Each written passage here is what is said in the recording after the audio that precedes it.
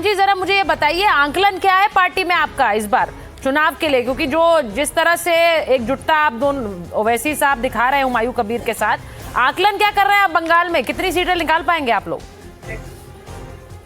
देखिए कितनी सीटें निकाल पाएंगे ये तो पता नहीं, हम जनता के पास जाएंगे। जो मुद्दे हैं हमारे पास, जो बंगाल में जो दुर्नीति किया है मुसलमानों के साथ में, दलितों के साथ में, आदिवासियों के साथ में, जैसे अच्छा साहब ने एक मुद्दा उठाया आज बीड़ी बनाने वाले को, जो महिलाएं बीड़ी बनाती है बंगाल में 180 रुपए दे रहे हैं, दूसरे राज्यों में कितना देते हैं आप बताइए? उनके हाथ कभी जाकर देखिए, बंगाल में स्कूल नहीं है। मुर्शिदाबाद जैसा जिला, बताइए भाई संजय जी, सवाल आप ही से पूछ रहे हैं। वो 50 लाख लोग रहते हैं, वहां पे एक अच्छा हॉस्पिटल नहीं है, गवर्नमेंट हॉस्पिटल। आप एम्स बनाते हैं कल्याणी में, क्या मुर्शिदाबाद नहीं बना सकते? मालदा में अच्छा हॉस्पिटल नहीं है, गवर्नमेंट हॉस्पिटल। सारे जितने भी बेचारे नौजवान हैं वो स्कूल, यहाँ स्कूल नहीं है, अच्छी तालीम नहीं। बोलिए भाई संजय जी, वो कह रहे हैं मुर्शिदाबाद मालदा में एक अच्छा अस्पताल नहीं है, सिर्फ वोट बैंक है आपके लिए। ये सब हाइपोथेटिकल राजनीति करते हैं। अच्छा। जमीन की इनको कोई खबर ही नहीं, न इनको न भारतीय जनता पार्टी को।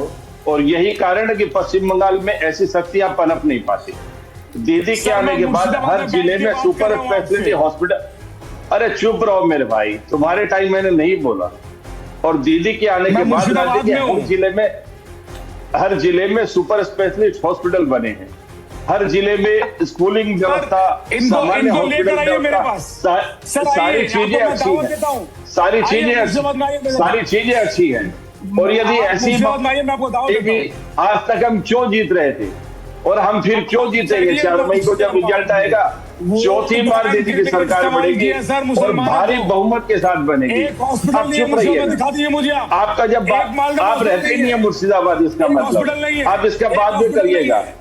आप रहने दीजिए, आप हैं मुर्शिदाबाद में, आप रहते नहीं है मुर्शिदाबाद में, आप रहते नहीं हैं।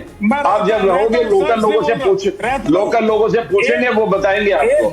और अभी जब आपकी बारी आएगी तब बोलिएगा, आपकी बारी आएगी तब बोलिएगा, तब बोलने का मौका मिलेगा, तब बोलने का मौका मिलेगा। आप रहने दीजिए, आप रहने दीजिए। आप जब रहोगे आप जानोगे। तो ये क्या इतना मुश्किल है समझना? नहीं, एक सेकंड, ये क्या इतना मुश्किल है समझना कि मुर्शिदाबाद में एक अस्पताल है कि नहीं है? मुझे समझ नहीं आ रहा। यहाँ इमरान सोलंकी बोल रहे हैं एक अस्पताल नहीं है, संजय जी कह रहे हैं आप रहते ही नहीं, आपको पता ही नहीं है। इनको सही में आइडिया नहीं है, ना इनको आइडिया है, ना भारतीय जनता पार्टी को आइडिया है। इनको जमीनी हकीकत का मालूम ही नहीं है। यही कारण है कि ऐसी, वो कह रहे हैं मैं चैलेंज कर रहा हूँ, मेरे साथ चलकर दिखा दीजिए। संजय जी वो कह रहे हैं मैं चैलेंज कर रहा हूँ, अगर अस्पताल दिखा दिया आपने नहीं बनाया और आप सिर्फ वोट ले रहे हैं। आप जब इस डिबेट से निकलोगे तो अपने बगल में जो आपके बैठा होगा उसको बोलिएगा, वो लेकर चला जाएगा। आप रहने दीजिए। और यही कारण है सुचरिता जी, बंगाल में ऐसी शक्तियां नहीं पनप पाती है। ये लोग इसी झूठे बात करके ये लोग लोगों को दिग्भ्रमित करते हैं, जिनका जमीनी हकीकत से कोई लेना देना नहीं होता। और ये बात करते हैं इसलिए इनकी सीट नहीं भी। अब मुझे पता चला है कि इनको 0.1% वोट क्यों मिला है, और अब मुझे पता चला इनके पास कोई ज्ञान ही नहीं। 0.2% ऐसे लोग हैं। 0.02% 21 में था सर, अब इस बार ज्यादा हो सकता है। इसलिए मिला इनको क्योंकि इनको जमीनी हकीकत का पता ही नहीं है। देखिए वो तो ताल ठोक कर कह रहे हैं कि इस बार वो सीटें निकाल भी रहे हैं, किंग मेकर भी बन रहे हैं, आपको उनके पास ना जाना पड़ जाए कहीं सरकार बनाने के लिए। बीजेपी कह रही है ममता भी नहीं आ रहे हैं, और ओवैसी, असदुद्दीन ओवैसी सिर्फ बयानबाजी कर रहे हैं। लेकिन बंगाल की जनता किसे चुन रही है ये तो बंगाल की जनता तय करेगी। चुनाव बहुत नजदीक है और अपने अपने जो कहना चाहिए चाल है वो सब चल रहे हैं सियासी मैदान में। बहुत बहुत धन्यवाद आप सबका जुड़ने के। और इस बीच एक बड़ी खबर आपको बता देती हूं, सीज फायर का अनुरोध ट्रंप ने किया है। माफ कीजिए, ट्रंप कह रहे हैं कि ईरान ने सीज फायर का अनुरोध किया है। ईरान युद्ध पर ट्रंप का बहुत बड़ा बयान है। ट्रंप कह रहे हैं सीज फायर का अनुरोध ईरान कर रहा है, जब तक हॉर्मुज नहीं खुलेगा तब तक सीज फायर नहीं होगा। ट्रंप ने चेतावनी भी दी है कि हॉर्मुज नहीं खुला तो हमले जारी रहेंगे। तो ये बड़ी बात आपको बता रही हूं। प्रदीप दत्ता हमारे साथ जुड़ रहे हैं। प्रदीप, ये बहुत बड़ा बयान है, वो कह रहे हैं कि ईरान सीज फायर की मांग कर रहा है, उन्हें सीज फायर चाहिए।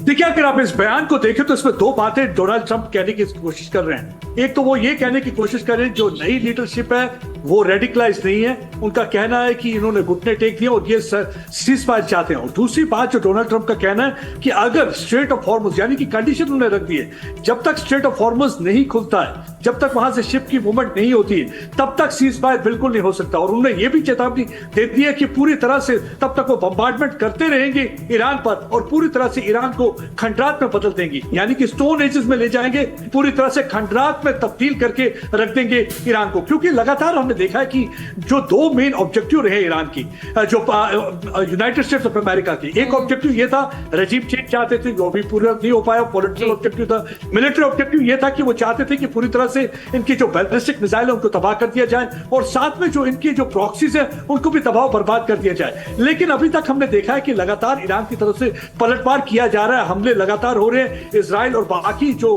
गल्फ कंट्रीज उनको टारगेट किया जा रहा है। जहां जहां पर भी अमेरिका की बेसिस है वहां को टारगेट करने की कोशिश की है। हालांकि कुछ जगह पे कमी आई है लेकिन वो हो रहा है। तो उसी वजह से जो अमेरिका की तरफ से बयान आया, डोनाल्ड ट्रंप की तरफ से सोशल मीडिया पे उन्होंने जो बयान दिया, उन्होंने कहा कि सीज फायर जो है ईरान चाहता है, ईरान घुटने टेकना चाहता है, क्योंकि ये जो नई रजीम है ये इतनी रेडिकलाइज नहीं है जिस तरीके से। मैं एक बार आदित्य के पास जा रही हूं प्रदीप, क्योंकि आपने जो बात बताई है, क्या डोनाल्ड ट्रंप ने संकेत दे दिया आदित्य कि वो अमेरिका में जब देश को संबोधित करेंगे तो वो क्या कहने वाले हैं? क्योंकि इसे लेके बहुत सारी स्पेकुलेशन है कि डोनाल्ड ट्रंप क्या ऐलान करेंगे अमेरिकन के सामने। जी बिल्कुल सुचारिता, बिल्कुल अटकलें लग रही हैं कि ट्रंप चाह रहे हैं कि जल्द से जल्द जंग का खात्मा हो, जंग खत्म हो।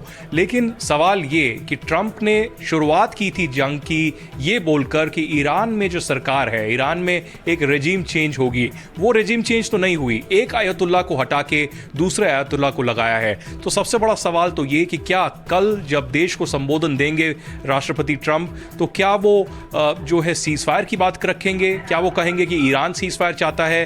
क्या वो धमकी देंगे ईरान को कि स्ट्रेट ऑफ हार्मोज को आप खोलिए और तभी सीज फायर हो सकता है? क्योंकि ईरान के विदेश मंत्री का बयान अगर हम देखें तो वो बार बार कह रहे हैं कि वो सीज फायर के लिए तैयार नहीं है, जंग जारी रहेगी और वो स्ट्रेट ऑफ हार्मोज भी बिल्कुल भी खोलेंगे नहीं। वो कह रहे हैं कि बातचीत जरूर हो रही है, स्टीव विटकॉफ उनके साथ लगातार बातचीत कर रहे हैं, कुछ और देश भी मध्यस्थता कर रहे हैं, लेकिन ईरान बिल्कुल तैयार नहीं है सीज फायर के। वो कह रहे हैं कि जंग या तो खत्म होगी या तो जारी रहेगी। दूसरा, ईरान के विदेश मंत्री ये भी कह रहे हैं कि जिस तरीके के अटैक्स इजराइल और अमेरिका उनके खिलाफ कर रहा है, उनको सिक्योरिटी गारंटीज चाहिए कि आगे के आने वाले वक्त में ऐसा जंग या ऐसा अटैक नहीं होगा। तो जो ईरान कह रहा है उसके बिल्कुल विपरीत ट्रंप कह रहे हैं कि ईरान सीज फायर चाहता है।